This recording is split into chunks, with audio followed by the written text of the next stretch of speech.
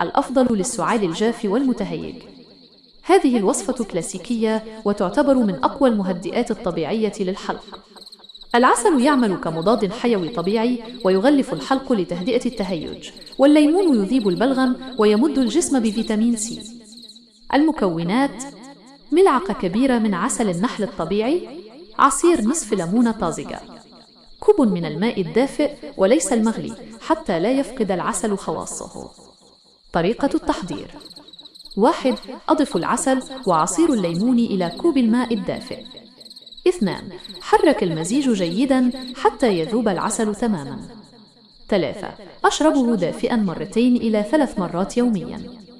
تحذير: لا يعطى العسل للأطفال الذين تقل أعمارهم عن 1 سنة.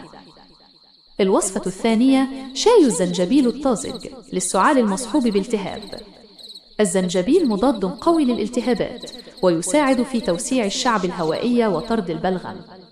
المكونات: قطعة صغيرة من الزنجبيل الطازج بحجم الإبهام، مقشرة ومبشورة أو مقطعة شرائح رقيقة، كوب نصف من الماء، ملعقة صغيرة عسل اختياري للتحلية.